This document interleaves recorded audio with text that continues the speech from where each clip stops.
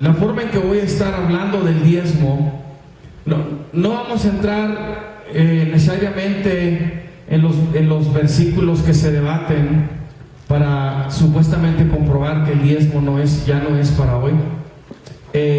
Voy a usar otra perspectiva que para mí solidifica y asienta fuertemente que el diezmo todavía es para hoy.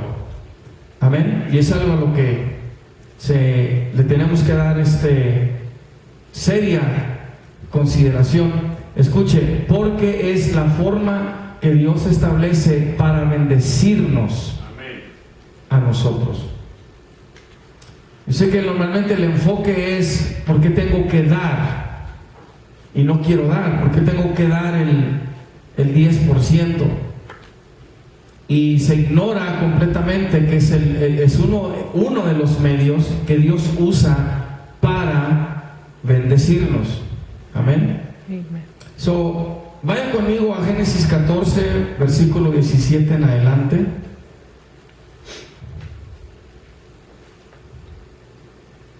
Génesis 14, 17 en adelante. Vamos a ver la primera mención del diezmo.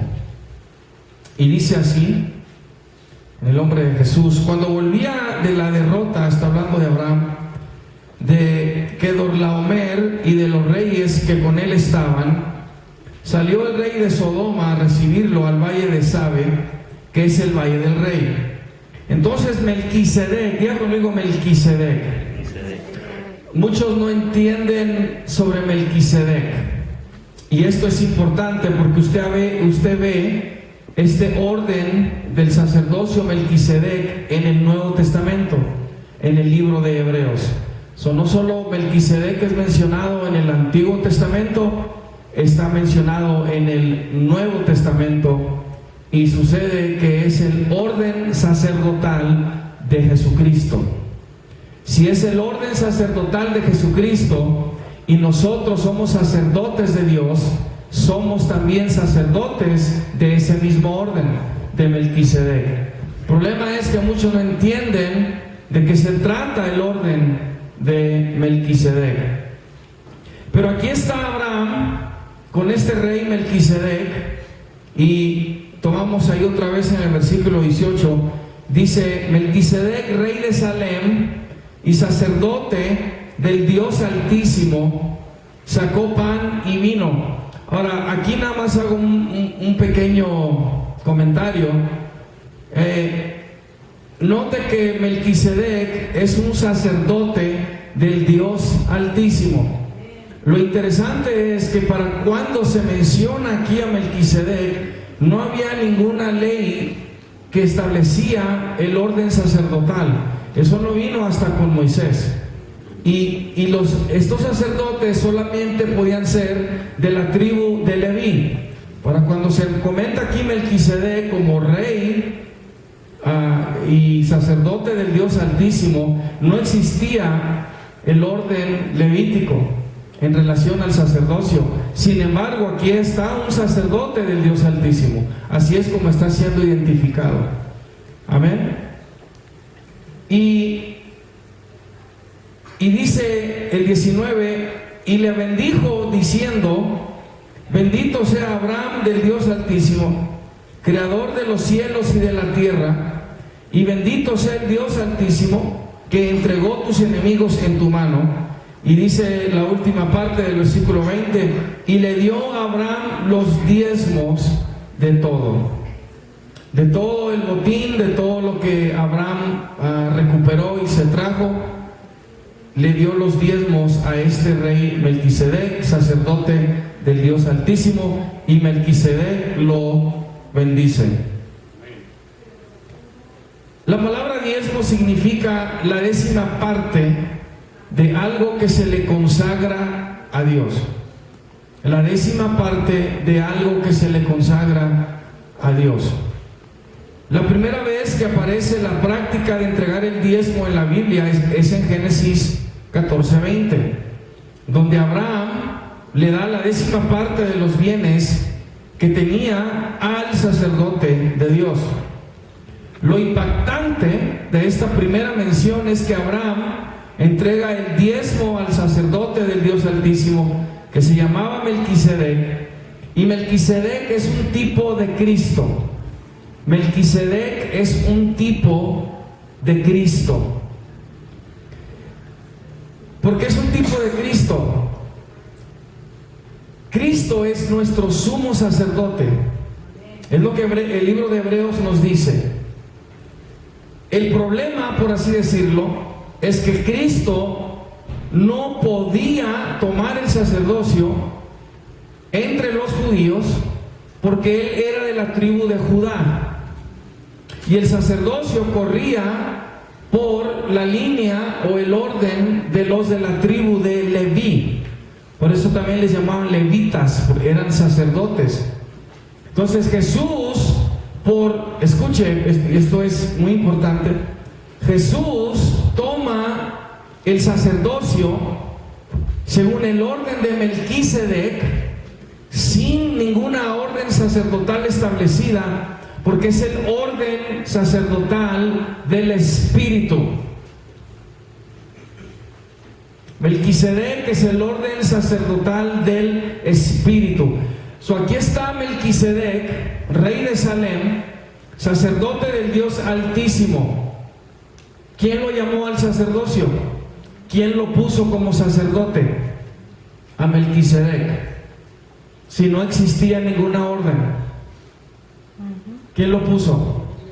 Dios, el Espíritu de Dios, sin ley, sin ninguna ley, no existía. ¿Sí? Número 2, Melquisedec, obviamente, porque está aquí en una interacción con Abraham. Melquisedec está haciendo cosas sacerdotales, ¿sí? Está ejerciendo su sacerdocio. ¿Quién le está diciendo qué hacer? Porque no hay nada escrito. El Espíritu de Dios. Jesús es nuestro sumo sacerdote bajo el nuevo pacto, y el nuevo pacto es del Espíritu. ¿Sí? Entonces, porque es el Espíritu y Jesús es nuestro sumo sacerdote, nosotros también somos sacerdotes según el orden de Melquisedec. Y escuche, y es un sacerdocio eterno. No se acaba. ¿Por qué? Porque es del Espíritu. Aleluya.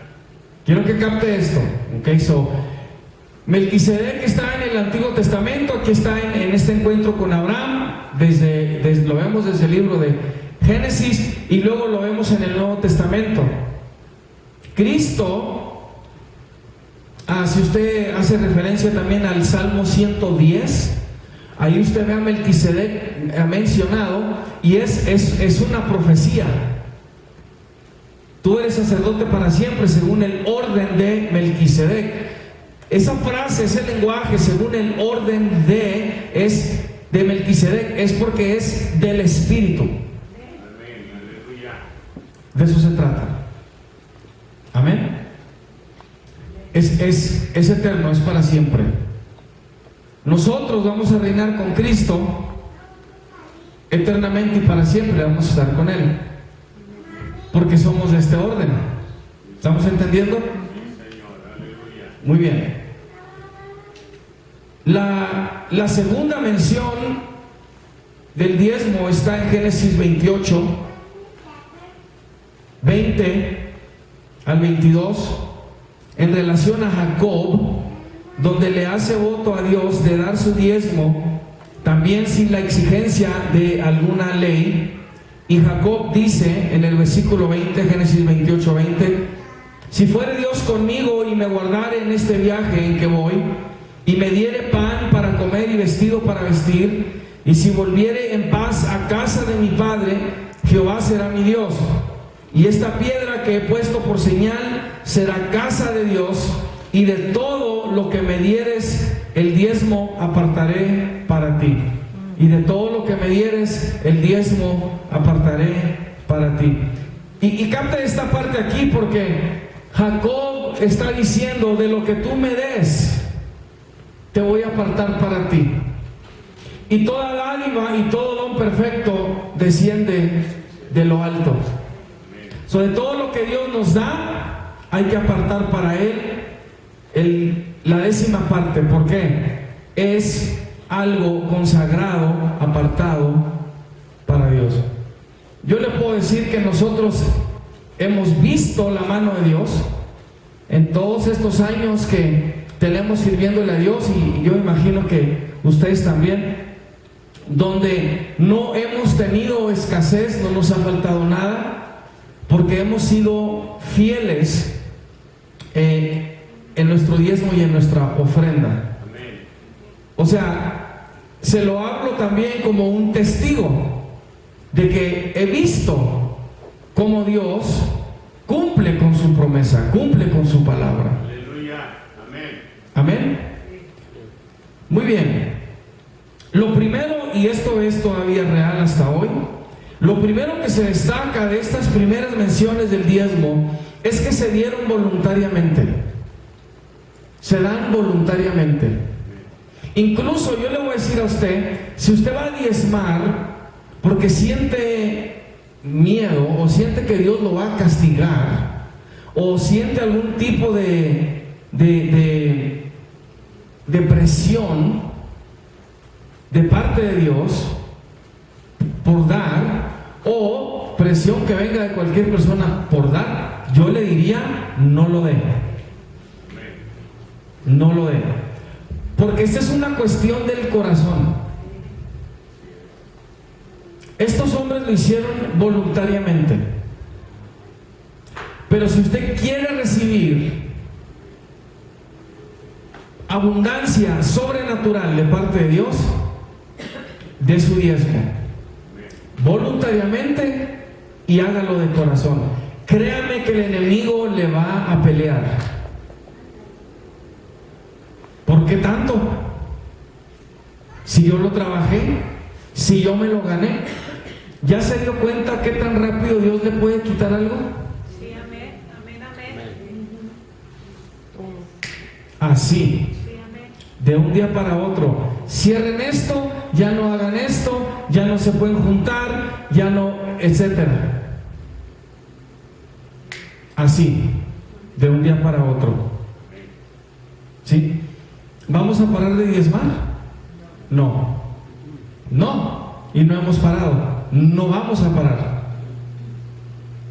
No vamos a parar. Le voy a decir algo. El otro día, no fue gran cosa, pero nos llegó una bendición. Diría uno, de la nada. ¿Se encarga Dios? Dios se encarga. Porque va a reprender al devorador. Por eso uno tiene que ser fiel a Dios. Pero permítame decirle, cuando digo fiel, quiero que entienda esta fidelidad dentro de un marco relacional. O sea, no se trata de obedecer, repito, por miedo o por temor. Si yo tengo una relación santa, íntima con Dios, y Él me dice: dame tu diezmo y dame tu ofrenda porque te quiero bendecir. ¿Estamos entendiendo? Yo voy a ser fiel a ese aspecto relacional con Dios. Es una relación de bendición. ¿Sí? El enemigo sí te va a atacar con temor, te va a atacar con miedo, para que no le des a Dios lo que le pertenece a Dios, repito, dentro de esta relación que tienes con Él, de amor, santa, para que Él te bendiga. ¿Sí? Por eso tiene que ser voluntario. El dar no se puede coaccionar. o obligar. En inglés dice coerce. You shouldn't coerce someone into giving. You shouldn't pressure them. Y yo sé que muchos sí lo hacen. Ustedes que tienen años conociéndome saben que yo no lo hago. No hablo mucho de este tema. ¿Por qué? Porque el Espíritu de Dios también le va a hablar a usted. Y lo va a poner en su corazón. Dios mueve los corazones. Y ahorita es algo que yo quiero que veamos hoy y comprobárselo, porque esto es realmente maravilloso lo que ahorita vamos a estar viendo, ¿sí? Primero es voluntario, es dentro de una relación. El voto de la persona o su palabra de promesa, como lo hizo Jacob, se convierte en ley para sí mismo, porque un voto no se puede anular, debe cumplirse. Si tú prometes algo, tú debes cumplirlo. Y Jacob hizo una promesa a Dios. Y de hecho se ve algo condicional. Si tú me das esto, si tú me bendices, si tú haces esto y lo otro, de todo lo que tú me dieres, yo voy a apartar el diezmo para ti. Hace un voto, hace un pacto con Dios de darle el diezmo.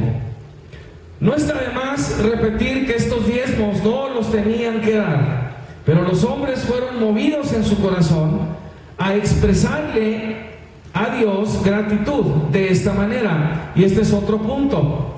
Un diezmo también es una expresión de gratitud a Dios. Usted va a aprender rápidamente, si usted pone el diezmo en práctica, que la gratitud multiplica la bendición. La gratitud multiplica la bendición. Esto lo vemos cuando el Señor ora por los 2 peces y los 5 panes, y dice la Escritura que antes de que fueran multiplicados, Él dio gracias, y de pronto hay suficiente para alimentar a más de 5,000 personas. Tu multiplicación está también en la gratitud. Es importante que tú seas, que te agrades de lo que Dios te da. Si son $5, si son $10, tú dale y aparta y consagra esa 10ª parte para Dios, porque Él te va a bendecir. Los hombres fueron movidos en su corazón a expresarle gratitud a Dios de esta manera. La cuarta parte, quizás, o a lo mejor me voy a repetir, es lo de la relación. Hay una relación de por medio. Repito, esta es una dinámica, es un intercambio con Dios. Los hombres no están diezmando por diezmar, Dios está en medio. Por eso Melquisedec bendice a Abraham, el sacerdote del Dios Altísimo. Dios está de por medio. Cuando Jacob hace su voto, Dios está de por medio. El acto de diezmar involucra a Dios. Dios está de por medio, significando que hay una relación entre Dios y el hombre de fe. Entonces, más que establecer una cantidad específica para dar, el diezmo tiene como fundamento la relación entre Dios y el hombre de fe, cuyo corazón Dios influye.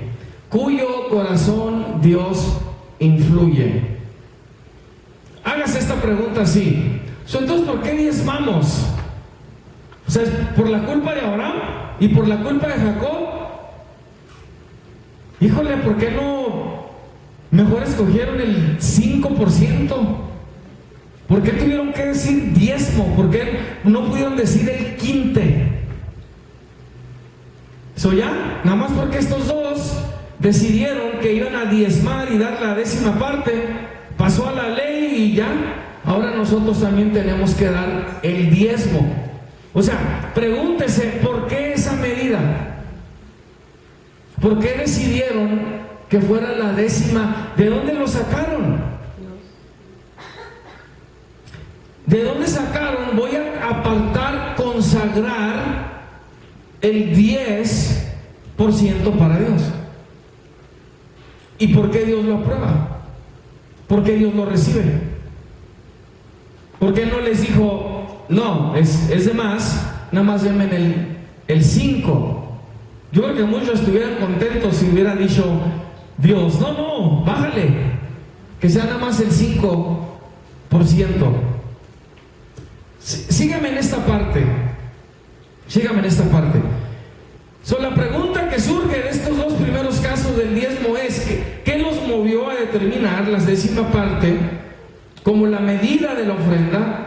¿Y por qué Dios aprueba y acepta la ofrenda de la 10ª parte? ¿Será que Dios está respondiendo a la ofrenda del hombre con agrado y por eso la aprueba? ¿O será que el hombre está respondiendo a la influencia de Dios en su corazón de dar la 10ª parte?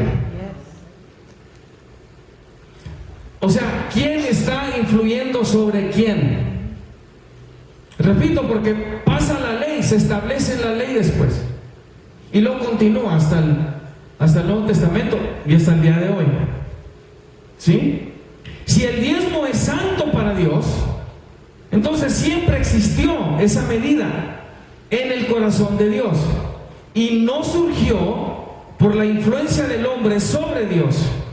Antes de hacer del diezmo un mandato en la ley mosaica, Dios actuó en el corazón del hombre inspirándolo a elegir la medida del diezmo, porque en la eternidad de Dios la 10ª parte de las cosas ya era sagrada o santa para él. El génesis del diezmo en el ámbito natural es la correspondencia del hombre a la impresión de Dios sobre su corazón. O sea, a Abraham no se le ocurrió decir voy a dar la 10ª parte. Dios lo impresiona en su corazón para que dé la 10ª parte. Miren, Levítico 27:30 dice, y este es Dios hablando, dice, y el diezmo de la tierra, ¿de quién es la tierra? De Dios. De Él. El diezmo de la tierra, así de la simiente de la tierra, como del fruto de los árboles, de Jehová es. No es de nadie más, es de Jehová. Y luego dice, cosa dedicada o sagrada, Kodesh, en el hebreo, es lo que se apartaba, lo que era santificado para el uso exclusivo de Dios. De Jehová es cosa sagrada a Jehová. ¿Cuándo sucedió esto? ¿Porque Abraham se lo recomendó?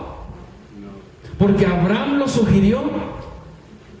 ¿Tomó a Dios por sorpresa? Me gusta la idea, Abraham, que me quieras dar el 10%.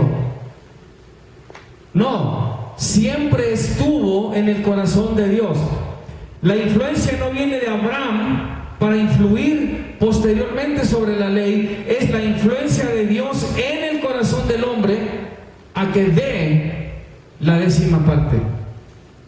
Es espiritual. El diezmo empezó siendo espiritual, no empezó siendo por la ley, no empezó siendo un acto legal, fue espiritual. Fue por inspiración de Dios. La palabra dedicado significa lo que queda separado o apartado para Dios y carga con la idea de aquello que es santo para el uso exclusivo y servicio de Dios. Habla de lo que Dios reserva para sí mismo como suyo.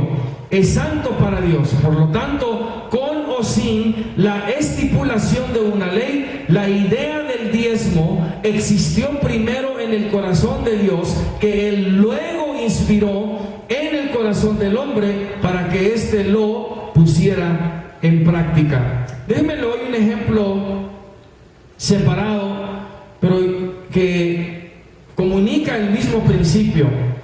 Primera de Pedro 1:19 y 20, hablando de la sangre de Cristo como de un cordero sin mancha y contaminación, dice que Cristo como Cordero fue destinado desde antes de la fundación del mundo.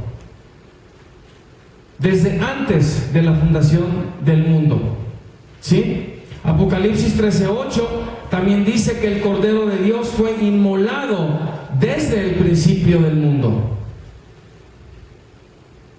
Repito, todo esto ya estaba en el corazón de Dios, de que Cristo iba a ser el Cordero inmolado. Y este es el orden que quiero que capte conmigo. Todo empezó en el ámbito espiritual, ¿sí? Antes que Cristo muriera en la cruz, derramara su sangre, Él ya venía destinado por Dios como el Cordero antes de cualquier cosa fuera creada. ¿Estamos entendiendo?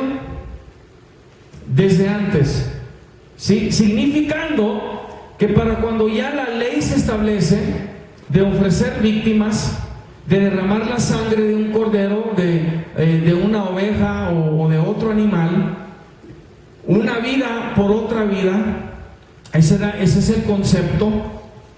Cristo obviamente viene siendo el sacrificio perfecto. Pero esta idea, este concepto, no nace en la ley. Esto ya venía desde antes de la fundación del mundo. ¿Me está captando? Ok.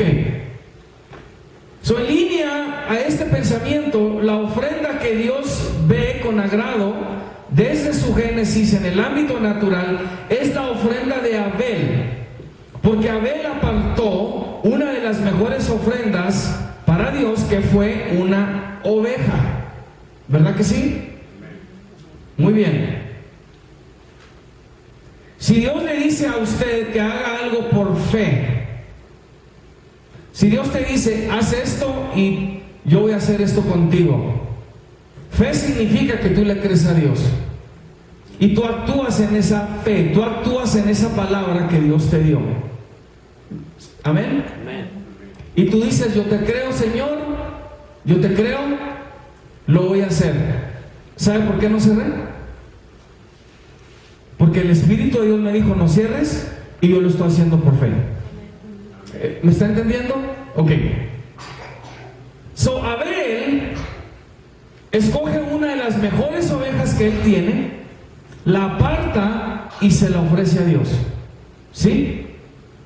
El libro de Hebreos, capítulo 11, versículo 4, revela que Abel, por la fe, ofreció a Dios más excelente sacrificio que Caín, por lo cual alcanzó testimonio de que era justo, dando Dios testimonio de sus ofrendas. En otras palabras, nosotros nada más leemos Génesis y vemos que Abel decidió sacrificar una oveja a Dios, pero Hebreos ya nos está revelando que era un acto de fe. ¿A qué estaba respondiendo Abel? ¿A qué estaba reaccionando Abel? ¿Se fijan? Porque un acto de fe es, Dios me está diciendo esto. Ok, si usted sigue leyendo el libro Hebreos 11, se le llama el capítulo de la fama de la fe, porque habla de muchos actos de fe. ¿Sí? Dios le habla a Abraham y le dice, salte de tu tierra, de tu gente y de tu parentela y ve, porque Dios le dijo que le iba a dar una tierra. Entonces Abraham está respondiendo a una palabra de Dios. Abel ofrece un sacrificio porque está respondiendo a lo que Dios está poniendo en su corazón y ofrece la oveja. ¿Sí? Ese acto también pasa a la ley después. Los sacrificios, el derramamiento de sangre. ¿Sí? Incluso esto lo vemos desde el huerto del Edén, donde Dios sacrifica a un animal o más de uno para cubrir con pieles los cuerpos y la vergüenza de los recién pecadores Adán y Eva.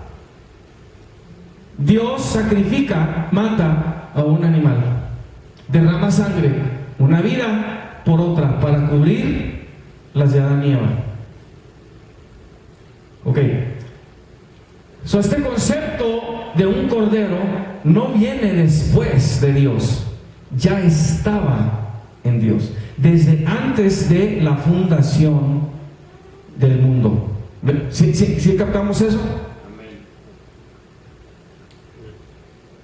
La razón que posteriormente entra en la ley de Moisés es porque poner una vida por otra ya estaba en la mente de Dios desde antes de la fundación del mundo, y ya se estaba proyectando proféticamente en el ámbito natural la muerte del Cordero de Dios, Jesucristo. De la misma manera, el diezmo se pone en práctica desde antes de la ley, porque lo santo y apartado ya estaba en el corazón de Dios desde antes que alguna persona lo practicara. Nadie tomó a Dios por sorpresa. Por eso Él separa un día de reposo, un día que es consagrado y dedicado a Él. En el Espíritu se practica el domingo. Ese es nuestro día de reposo. Venimos ante la presencia de Dios. Todo esto de separar cosas, esto ya viene en el corazón de Dios. Amén. Déjenme, voy a terminar con esto.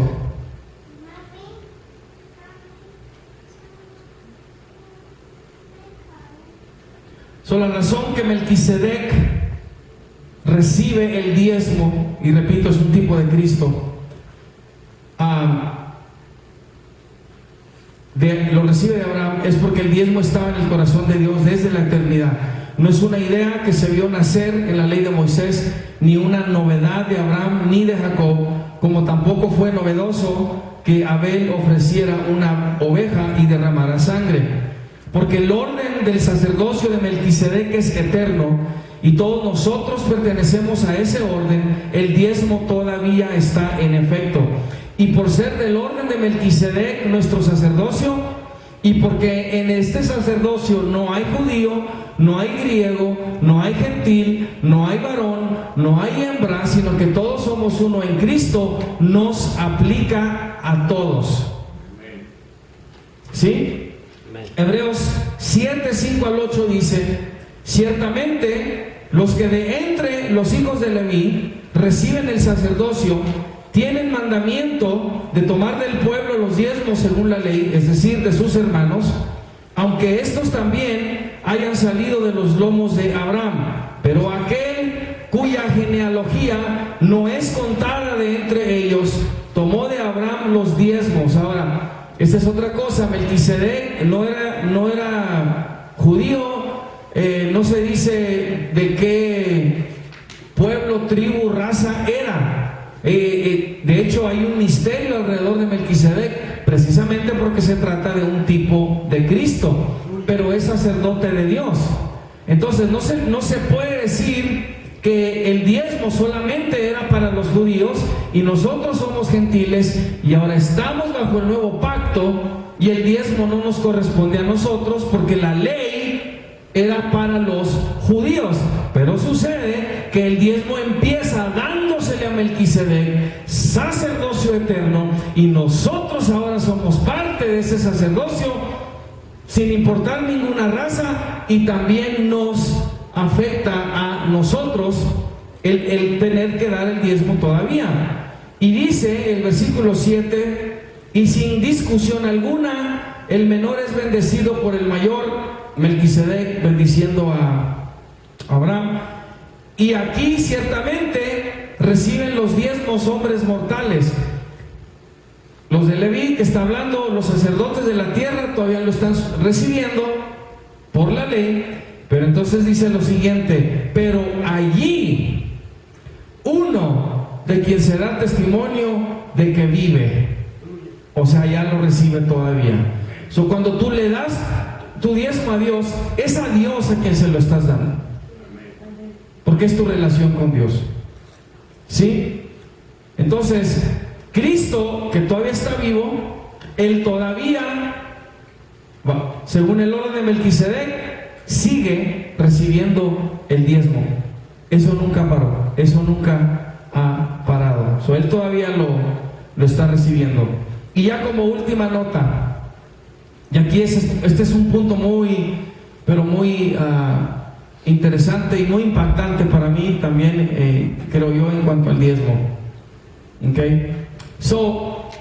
Abraham le da el diezmo a Dios porque Dios lo impresiona en su corazón de dar la 10ª parte, porque es el sacerdote Melquisedec.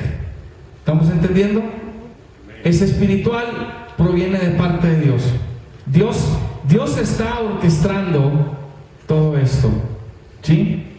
No llega a la ley hasta Moisés. Cuando ya hay un pueblo que se le llama hebreo, el nombre judío de hecho no vino a ser usado hasta más tiempo después. ¿Sí? ¿Sí sabe usted que Abraham salió de Mesopotamia, que ahora es Irak? ¿Sí? Abraham no era judío. No había raza judía todavía. Esto se da hasta más después. ¿Sí? Para cuando ya se le da la ley a Moisés, para cuando él establece Dios en su ley el diezmo, también para darlo. ¿Sí sabe cuántos años se pasan de Abraham a Moisés? 420 años. El hombre está practicando dar el diezmo por 420 años aproximadamente sin ninguna ley.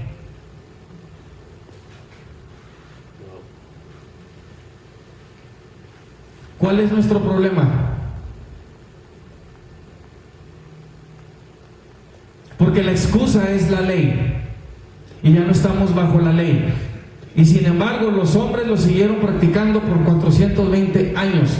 Porque para cuando aparece Moisés en la escena y recibe la ley de Dios, el diezmo está siendo mencionado.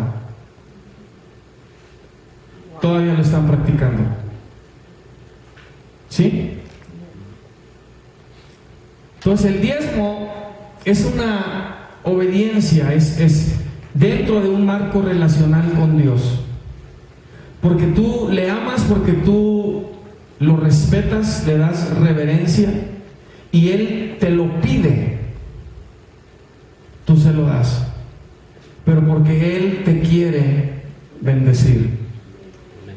La otra semana vamos a ver el contexto de Malaquías 3, 10 al 12.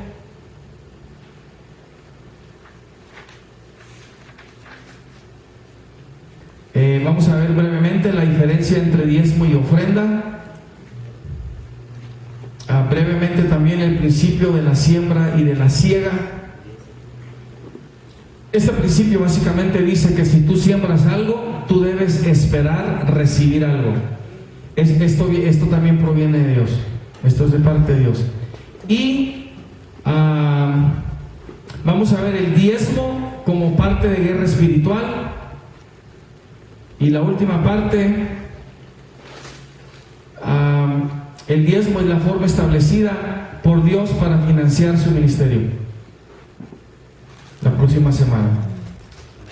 Amén. Gloria al Señor. La clase está despedida. Denle un aplauso al Señor. Amén. Dios me los bendiga.